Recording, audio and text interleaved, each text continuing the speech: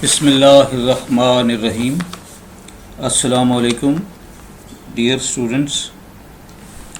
Today's lecture I will discuss two topics. Number one, which you can see on slide, is cocaine poisoning, and the other is Dangerous Drug Act. For topic number one, you can study it from Parekh, section 11, which is Forensic Pharmacology, chapter 63, page 667 to 669. So you have to study from Parekh only, because toxicology is best given in Parekh. The learning objectives or outcomes for students are: number one, at the end of lecture, students understand or learn knowledge. Number two, they answer questions in assessments, that means exams.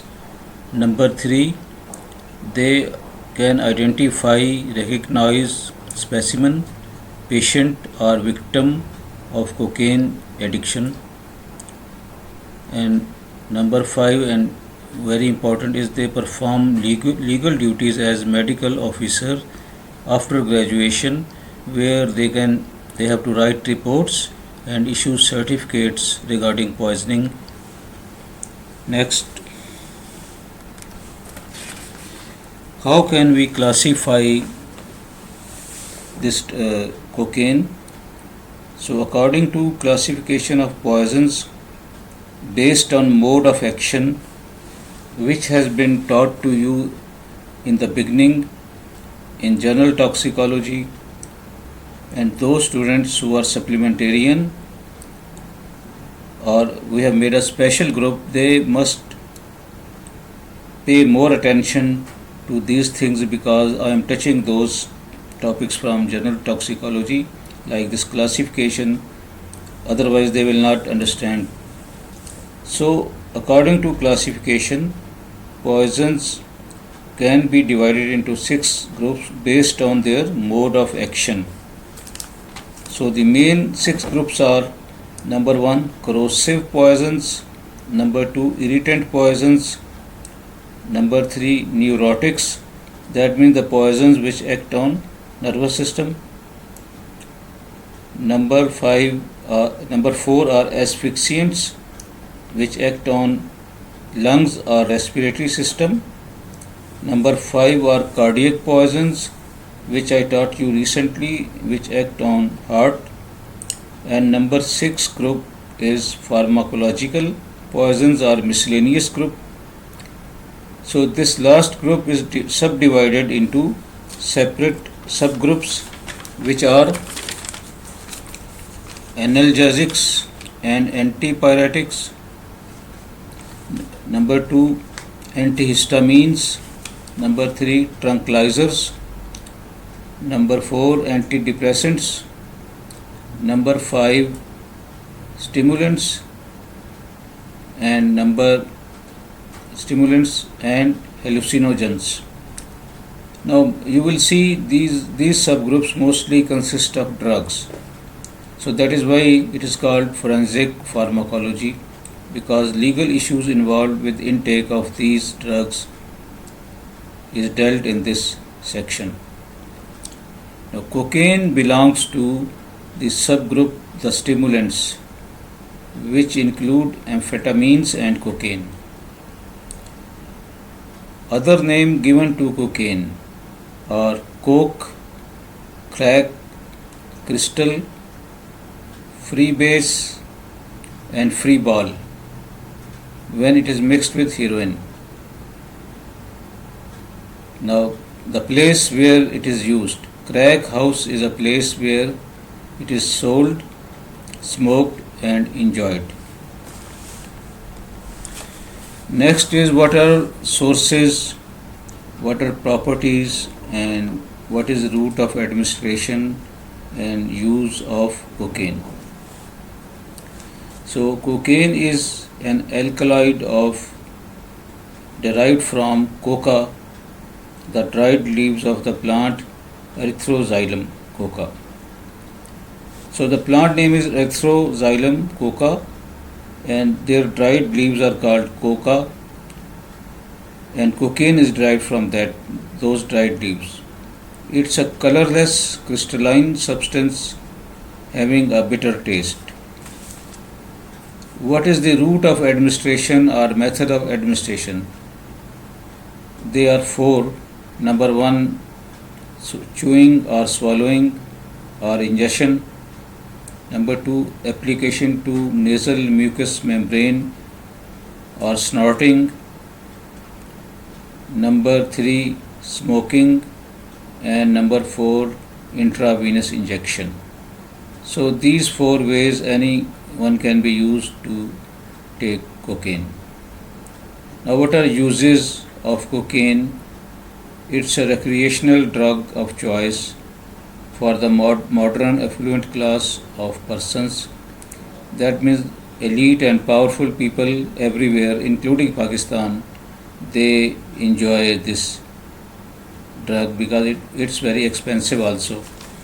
It is said to reduce appetite and feeling of fatigue. Commonly used as aphrodisiac or sexual stimulant or pleasing intoxicant. Drug addicts use it as snuff. So what is snuff? They inhale through nose while smelling it.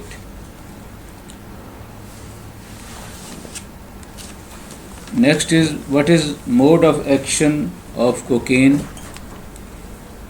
It is stimulates CNS and produces a false sense of euphoria, which is followed by depression. Psychoactive effects of cocaine. Psychoactive means that it makes person hyperactive, hyperalert, more energetic mentally and physically. So these effects are due to its action on neurotransmitter sites by the production of dopamine, which goes to pleasure centers of brain. So basically it is due to dopamine, increased dopamine, that these effects of cocaine take place. Next, coming to symptoms and signs of cocaine, these occur in two stages. Number one is stimulant stage, and the next is depressant stage or stage of depression. The stimulant stage is characterized by dryness of mouth, bitter taste, euphoria, increased physical and mental energy, stimulation of libido. Now, what is libido? Initially, it was thought to be sexual energy. If libido is increased, that means sexual energy is increased, but later also physical energy was included. So now libido means that the person is sexually and physically more energetic. Restlessness, excitement, and delirium. You know, delirium is a violent behavior, may appear. The patient becomes maniacal. This is from mania, and this means the patient or victim is excited, agitated, hyperactive, and violent. So then he may have hallucinations. So you know what are hallucinations? These are false sensory perceptions, may be visual, may be auditory, may be tactile. So these hallucinations he has. He may have flushed face, dilated pupils, blurred vision, tachycardia, hyperthermia, and increased respiratory rate. The toxic dose will produce incoordination, muscle twitches, and convulsions. Now, these symptoms and signs are very important. they were given, some of them were given in last year paper, and many students couldn't diagnose. So you have to concentrate on specific signs and symptoms of a poison which are not shared by other poisons. So that will give you a clue to diagnose that poison and you can get marks. So what are clues in these symptoms? You can see snuffing is one clue, maybe snuffing. Number 2, manic symptoms. Number 3, this dilatation of pupils, flushed face, hyperthermia, etc. So these are give you a clue about cocaine.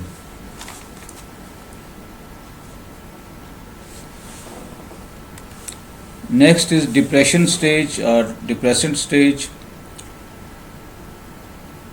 It is feeble or weak respiration and collapse.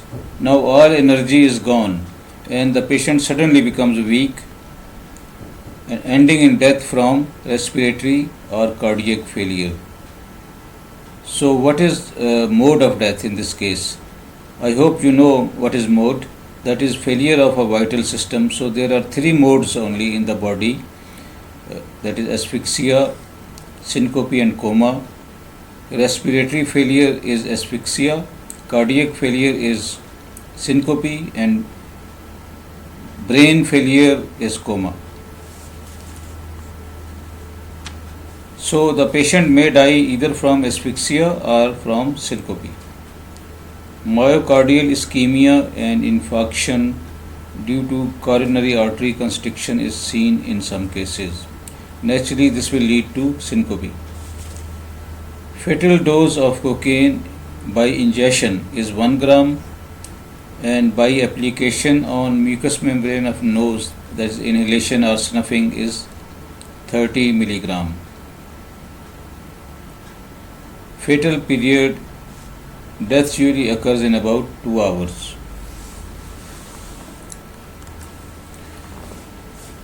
So what is the treatment or what are the steps of treatment in a case of acute cocaine poisoning? These are following. You have to apply, as a doctor, you have to apply tourniquet at injection site to limit absorption if cocaine is injected. So you will see these measures depend on the route of administration. If it is injected, then tourniquet will be applicable. If it is ingested or locally applied, then will be different. So if it is locally applied, then you have to wash that area, that is nose and throat, with warm water or normal saline. So that will remove it from that area. If it is ingested, then you have to do stomach wash or gastric lavage with potassium permanganate or tannic acid, and along with that you can give charcoal to absorb it mechanically. So barbiturates or diazepam may be given to control excitement caused by drug. So barbiturate or diazepam, they are the antidotes. Cardiorespiratory stimulants are given. Artificial respiration is done and rest of the treatment is symptomatic. Next is autopsy finding in a case of cocaine poisoning. Now signs of asphyxia if death is due to respiratory failure. So now you can make out that naturally if there is asphyxia, then death is due to asphyxia, then there will be signs of asphyxia like congestion, edema, petechial hemorrhages, fluidity, etc. But if it is due to syncope or failure of heart, then those signs will be there. cocaine is largely destroyed in human system, so it is difficult to detect it by chemical analysis. So it is mostly it will depend on the clinical signs and symptoms.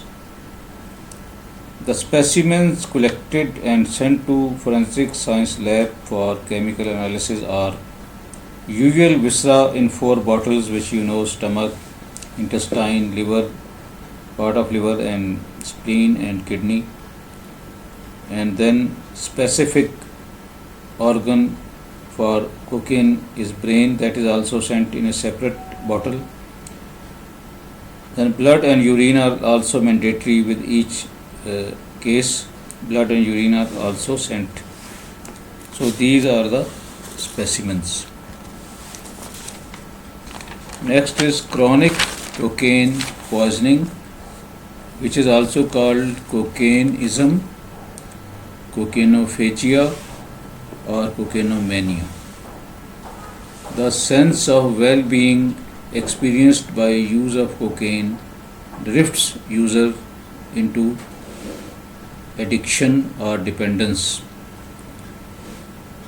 So this addiction or dependence I will describe in next topic, that is dangerous drug act. The tongue and teeth of habitual cocaine users are black. There is ulceration of nasal septum when it is used as snuff. Other signs and symptoms in chronic poisoning are anorexia, that is loss of weight, which will lead to anorexia, that is loss of appetite, which will lead to loss of weight and weakness, tremors, impotence, moral deterioration, and insanity. So you know what is insanity? It is sick mind, जिसको उर्दू में आप पागलपन कहेंगे. Now in women it leads to increased erotic tensions and nymphomania. Now what is nymphomania? This is excessive sexual desire in females. In men it leads to many sexual perversions, mainly homosexuality and libidinous outrages. What is libidinous? I have told you before about libido. It is from libido, that means excessive energy which compels patient to commit some type of revengeful actions. And that means outrages means he may harm somebody. Now what is insanity? Insanity is characterized by many delusions and hallucinations. Now what are delusions? These are false belief. So false belief of persecution. That means the patient thinks that someone can harm him or someone is dangerous for him. So he also will become hostile to that person. So but this is a delusion. Other person doesn't know about it. Then there is hallucinations of touch. These are also called Magnan symptom. So this we will discuss in the next slide. Magnan symptom. What is Magnan symptom? This is the feeling as if grains of sands are lying under the skin, or small insects are creeping on the skin. So either sands of grain under the skin or small insects creeping. These insects are called cocaine bugs. Actually there are no insects. This is just a hallucination. But even then a name is given, and this phenomena is called formication. So this creeping of insects on the skin is called formication. It is most characteristic tactile hallucination. You can see in figure 63.1 to 63.3 in the Parekh, a patient is shown who has this hallucination and what he is doing. The principles of treatment are same as those of addiction or dependence. And these principles I have told you in alcohol poisoning, if you recall, in chronic alcohol poisoning, and these are withdrawal, a drug is given and there is withdrawal of substance, and the drug, alternative drug is given which is less toxic, and other measures are psychotherapy or counseling, good nutrition and food, sports activities, and his moral training and religious instructions. So these all take place at a special place called addiction centers. And so the drug given in this case is bromocriptine by mouth. It is 0.625 milligram 6 hourly is given. It reduces craving for cocaine and controls and counters withdrawal symptoms. So next is medico-legal aspects of cocaine, or these are following. The one most prominent is addiction or dependence. So because cocaine is a drug of abuse, and you know what is abuse, that is use of a drug for other than its therapeutic purpose, and produces physical and psychological dependence. I will talk more about addiction in next topic today. Poisoning by cocaine is caused by its use as a recreational drug. So its use is another aspect, or abuse you can call. So it is also used as anesthetic or an aphrodisiac. So this may lead to overuse and dependence and toxicity and poisoning. It is also used to increase duration of sexual act, such as used as local application on glans penis. It is injected with unsterilized syringe, can transmit diseases like AIDS, hepatitis and other infections. So along with dependence, the victim or user who uses unsterilized syringe can get AIDS, hepatitis or such infections. Now there are some people who smuggle this drug across borders. They are called body packers because they pack or wrap cocaine in plastic bags and swallow or insert drug in body orifices. Now if they swallow, it may be found they can pack it in stomach, or otherwise they keep it in body or other body orifices. These packs may break and large quantity of cocaine is spilled, that means come out of that pack and spread in the area around and may cause fatal results. So these were few medical legal aspects. Now we will come to the second topic today, that is Dangerous Drug Act 1930, that is main topic, but it comes under drug laws or allopathic system of drugs. So I will talk briefly about those things, and they are given in chapter 3 of Naseeb Aman, but I will talking in detail about Dangerous Drug Act here because this deals with toxicity and addiction and dangerous drugs. So there are two drug laws in Pakistan. Number one is Drug Act 1976 and number two Dangerous Drug Act 1930 with amendments made in 1958. Now study aids for this topic are book of Professor Naseeb Aman. Now in new edition, it is not in chapter 3, it is in chapter 15, page 164 to 166, but in old edition it is in chapter 3. The second source is lectures of the teachers. Next is statute law of allopathic system. Now These are following medical, number 1, Medical and Degree Ordinance 1980, number 2, Allopathic System, that means Prevention of Misuse Act, number 3, Pakistan Medical and Dental Council Ordinance 1962. This you have been taught. Number 4, Drug Act 1976. This I will touch briefly, but you will read from the book for details. And number 5 is Dangerous Drug Act, which is also in the same chapter of new edition, which I told you, but also it is in old edition, it is in chapter 3. Number 1, Medical Degree Dental Degree Ordinance 1980.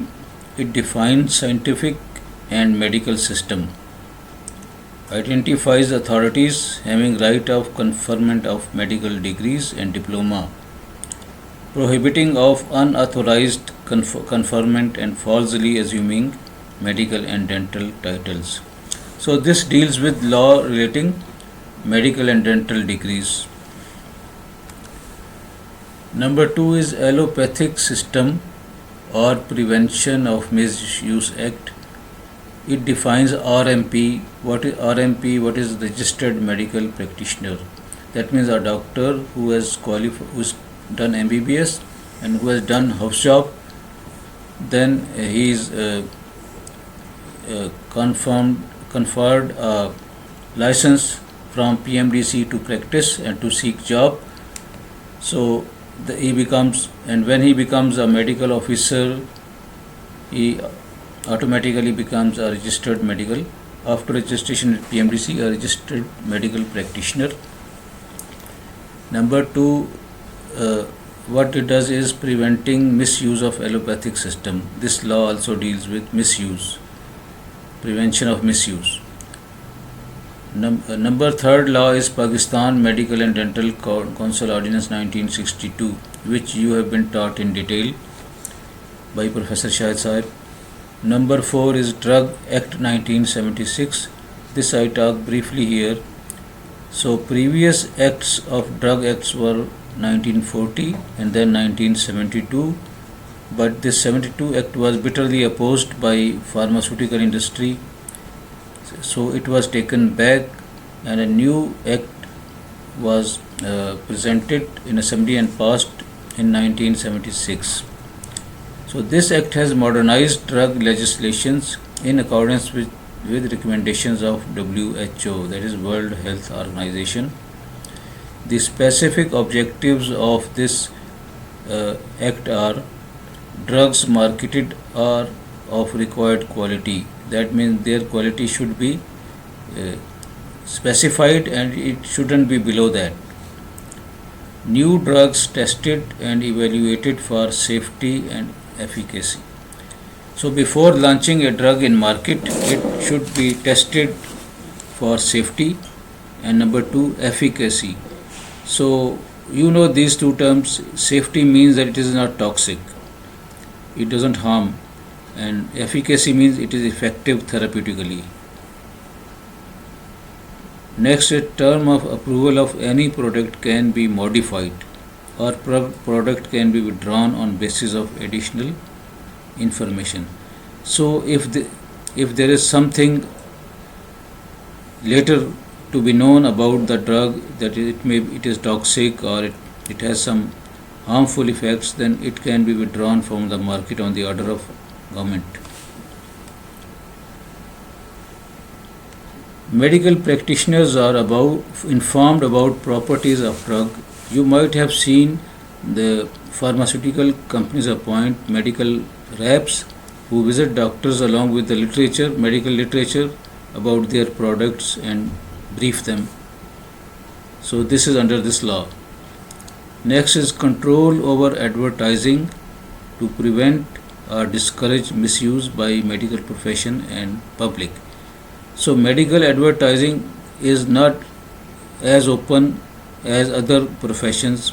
It should be proper, ethical, and under the law. There are some limitations imposed on medical advertisement under this law. Now there are two boards and three committees. Detail you will study in the book. They are given. Number one board is Constitution of Central Licensing Board. So this board issues license to manufacturers of drugs. Number second board is Constitution of Registration Board. This is a separate board which after drug test or after confirmation of safety and efficacy issues registration to that drug. Then there are standing drug committees to supervise all this. So these, but more detail is given in the book. Next we come to the main topic, that is called Dangerous Drug Act. But before that I want to discuss the criteria, the WHO criteria, which is of addiction or dependence, and an SCQ has been asked, and in Naseeb Aman old edition it is table 3.3. So what are criteria for addiction or dependence? Addiction and dependence are same terms. Previously addiction was used, but now it has been replaced with word dependence. So the elements of this addiction or dependence are, according to WHO, are craving, tolerance, physical and psychological dependence, withdrawal symptoms, and social deterioration of personality. Now, what are cravings? The user may become compelled to continue taking drugs. Once he starts taking, he can't stop, in despite knowing its dangers. So he is unable to stop. That is called craving. Number two is tolerance. That means the quantity needed for the intended initial effect may have to be increased. The person is taking drug not for therapeutic use but for pleasure. So after some time he will note that quantity of drug which he was taking was not enough to produce pleasure, so he will increase it. So then this is called tolerance, because then after some time again he has to increase. So because there is a tolerance developed by the body, so that on the same dose there is no effect. Now number three is physical and psychological dependence. So physical dependence means that the person is body or systems or cells are dependent on this drug to work, otherwise they become almost non-functional and severe symptoms arise which indicate their dependence. So this is called physical dependence, such as pain, restlessness, etc. Now then there are psychological dependence, is that mentally or emotionally the person depends on that drug so much that he can't do anything without taking that. So for doing his job, for interaction with society, for anything, he wants to have a dose before doing anything. So this means he is psychologically dependent. Now what are withdrawal symptoms? If somebody suddenly discontinues drug, then there is complex sequence of symptoms. Again, this pain and restlessness, anxiety, depression, etc. These indicate withdrawal symptoms, that patient has suddenly stopped taking it. So suddenly it shouldn't be stopped; it has to be taper off gradually. Number 5 is social deterioration of personality of drug user.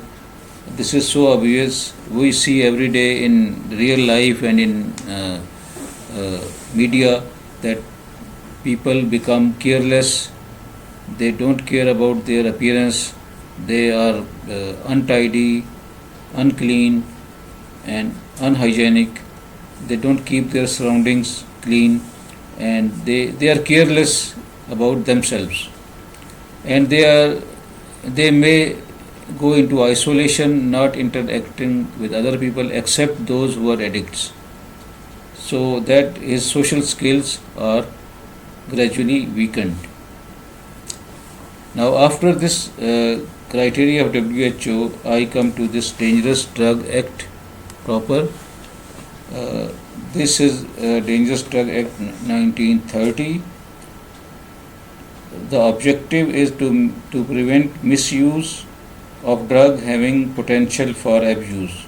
So this is clear that this he has to prevent those drugs which have potential for abuse, which he may become addiction. He may suffer from addiction, that is abuse. That is any drug taken to get some other effect like pleasure or energy other than its normal therapeutic effect for which it is prescribed.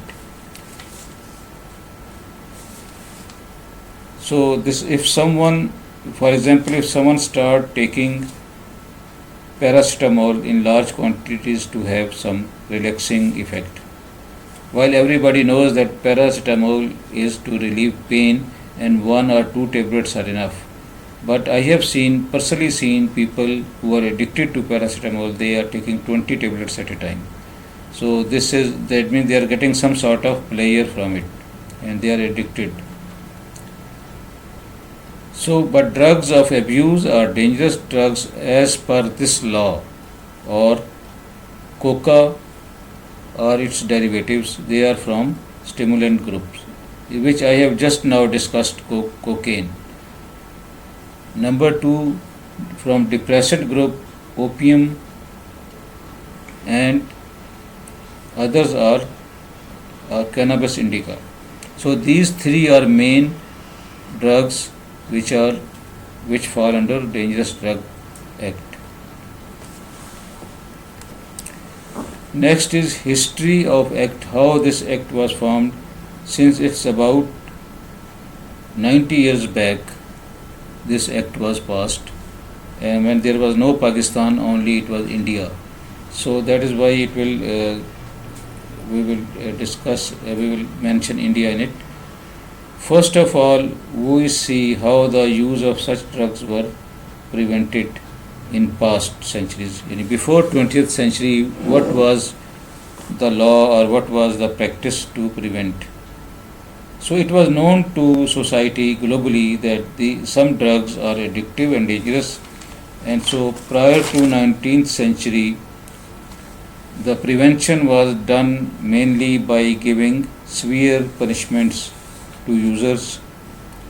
So in Arabs, it was common to extract teeth of those who used or chewed cannabis.